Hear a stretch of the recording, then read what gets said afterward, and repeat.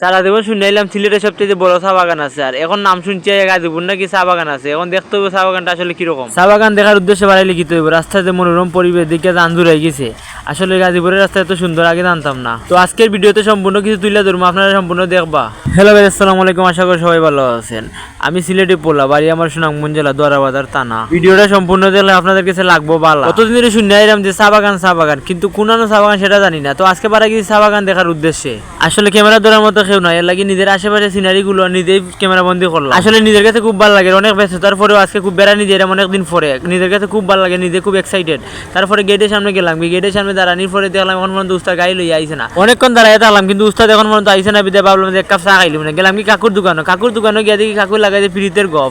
কাকুরে গেলাম, কাকু আমার সময় কম, একটু তাড়াতাড়ি আমার এক কাপ চা দেও। কাকুই চা বানাইতে লাগাইছে 5 মিনিট সময়। এর মধ্যে আমি চা খাই শেষ করিলাম না। এবার চিন্তা করলাম কোন সময় উস্তাদ আইবার, আমার চা খাওয়ার 12টা বাজে। শেষমেশ কাকু দেখি চা বানাইছে, অনেক কষ্ট করে কাকুর হাতে চা বানাইলাম। বানানির পরে কাকুরে গেলাম, কাকু তাড়াতাড়ি আমার হাতে দেও, আমি একটা চুমুক দেই। কাকুই বালা করে লাড়াছাড়াই দিয়ে আমার হাতে দিল। ভাবলাম যে সময় কম, তাড়াতাড়ি আগে খাইলাই জানে। একটা চুমুক দেওয়া মাত্র ওদিকে উস্তাদ গাড়ি লইয়া যাচ্ছে। উস্তাদের গাড়ি লইয়া মাত্র আমার চা খাওয়ার 12টা বাজে গেছে। এদিকে বাজে বিকাল 3টা। এখন ভাবলাম যে তাড়াতাড়ি যাই কি জানি। তারপরে আস্তে আস্তে গেলাম আমি গাড়ির সামনে যাওয়ার পরে সবকিছু ঠিকঠাক করে মোবাইল পকেটে ঢুকাই আস্তে আস্তে গাড়ি দুটে গেলাম। গাড়ি দুটার পরে দেখি রাস্তার যে অবস্থা, মাস্ক নাই না, মনে হয় জীবনের প্রথম ভুল করিলাম। এর মধ্যে নাই হেলমেট না থাকার কারণে আরো অবস্থা খারাপ। তবে অবস্থা খারাপ হইলে কি হবে, নিজের কাছে খুব ভালো লাগে। অনেক ব্যস্ততার পরে আজকে ঘুরানি যাইলাম বলতে চা বাগান যাইলাম। আর রাস্তাঘাটে মনে করেন যে যানজট, আর রাস্তাঘাটের মধ্যে অটো থাকার কারণে মনে করেন গাড়ি টানাও যায় না। এই অটোর সমস্যা বাংলাদেশের সকল প্রান্তেই আছে। পরে ভাবলাম অনেক দূরে যাই, গাড়ির তেল ভরা লাগবে। পরে আইলাম তেলের পাম্প হওয়ার পরে দেখি তেলের মানুষ নাই। পরবর্তী ডাইকা লই আইলাম, আইনা করলাম তবে তাড়াতাড়ি তেল দেবো, আমাদের এত সময় কম। পরবর্তীতে একটু তাড়াতাড়ি করে তেল দিল। তেল দেওয়ার পরে আস্তে আস্তে আবার বাড়াই গেলাম আমরা গাড়ি লইয়া দেখানো যায় খালি অটো আর অটোর যন্ত্রণা, গাড়ি টানাও যায় না, বারবার খালি অটো সামনে আয় পড়ে। এরপরে কিতা করবো, আস্তে করে বাড়াই গেলাম গিয়ে দিয়া। আমি মনে করছিলাম আমরা এলাকাত এরকম রাস্তা, কোনো জায়গাতে এরকম রাস্তা নাই। ওখান থেকে সব জায়গা তো বাঙ্গারিঙ্গা রাস্তা।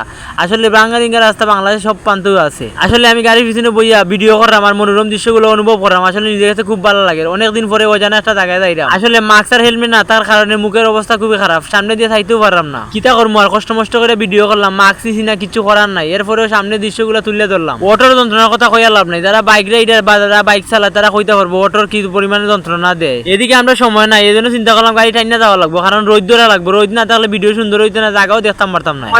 গাড়ি একটু টাইনা গেলাম, টাইনা যাওয়ার পরে দেখি রাস্তার অবস্থা খুবই ভালো, মনোরম পরিবেশ, এলাকাটা খুব শান্তশিষ্ট, কোনো গাড়ি ঘোড়া যানজট নাই। এখন ভিডিও করতেও ভালো লাগে, কারণ রাস্তাঘাটে যে পরিমাণে গাছগাছালি আছে, এরপরে বাড়ি বিল্ডিং সবকিছু মিলাইয়া খুব ভালো লাগে।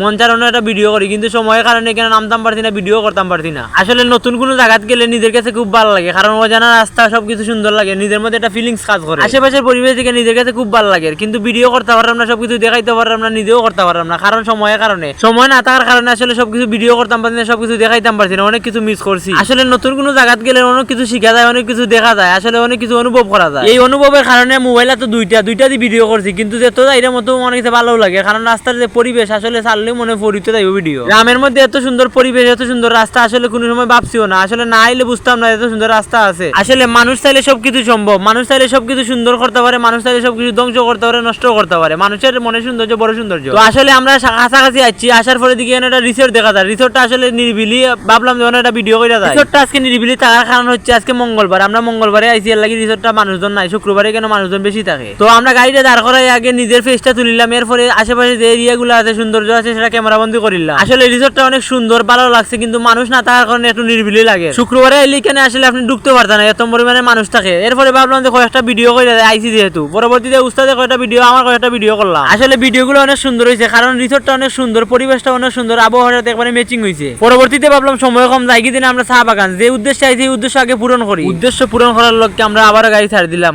সন্ধ্যা হইতে লাগি ভাবলাম যে আগে চা বাগান দেখা যায়, যেহেতু চা বাগান দেখার উদ্দেশ্যে আইছি আমরা। ভিডিওর প্রথম পর্যায়ে স্ট্যান্ডের কথা মনে আসছিল না, পরবর্তীতে আমরা যখন রিসোর্টে গেলাম তখন স্ট্যান্ডের কথা মনে পড়ছে, তখন স্ট্যান্ড দিয়ে অনেকগুলো ভিডিও করছি। এরপরে ভাবলাম গাড়িতে পেয়ে স্ট্যান্ড দিয়ে একটা ক্যামেরা বন্দি হয়ে যায়। আসলে গাড়ির পিছনে বইয়া ভিডিও করার ফিলিংসটা অন্যরকম লাগে। এরপরে হাতে স্ট্যান্ড থাকার কারণে ভিডিও আরো সুন্দর হইল, কিন্তু সন্ধ্যা গনে যাওয়ার কারণে আসলে ভিডিওতে এরকম সুন্দর না, কারণ আমরা এরপরে গাড়ি অনেক স্পিডে টানলাম, কারণ সন্ধ্যা হয়ে গেছে। এরপরে জায়গা মতো যাইতাম পারছি না, জায়গা মতো যাওয়ার লাগে আমরা গাড়ি একটা স্পিডে টাইনা যাইলাম। আসলে শূন্য গেছি এখানে চা বাগান, কিন্তু এখানে কোনো চা বাগান নাই। এখানে গ্যাস শুনি যে এখানে নাম শুধু চা বাগান না হওয়ার কারণে আমরা গেলাম কি বাসামান রেস্টুরেন্টে গিয়ে মালিককে জিজ্ঞাসা করলাম, মালিককে কয় পিছনে যাবো, এখানে বোয়ার সুব্যবস্থা আছে। পরবর্তীতে আমরা আস্তে আস্তে পিছনে গেলাম। পিছনে যাওয়ার পরে দিকে আসলে খুব সুন্দর একটা রেস্টুরেন্ট তৈরি করা হয়েছে বাসমান অবস্থায়। এই প্রথমবারের মতো কোনো বাসমান রেস্টুরেন্টে আমি প্রবেশ করছি। প্রবেশ করার পরে দিকে এখানে এমন এক অবস্থা, আসলে রেস্টুরেন্টটা সুন্দরই লিখিত হবে, কিন্তু এখানে এমন ভাবে তৈরি করা হয়েছে যেখানে একটা পুরুষ মহিলা ঢুকলে কেউ হইতেও পারতো না এখানে কিতা করো তারা। আজকে মঙ্গলবার থাকার কারণে মানুষ একটু কম, শুক্রবার হইলে কেন সিরিয়াল ধরা মানুষ থাকে, সিরিয়াল থাকার কথা ভাই, কারণ এখানে যে সিস্টেম পরিবেশ তৈরি করা হয়েছে এখানে একটা মেয়ে আর একটা পুরুষ ঢুকলে যা ইচ্ছা তাই করতে পারবো, কেউ হইতেও পারতো না।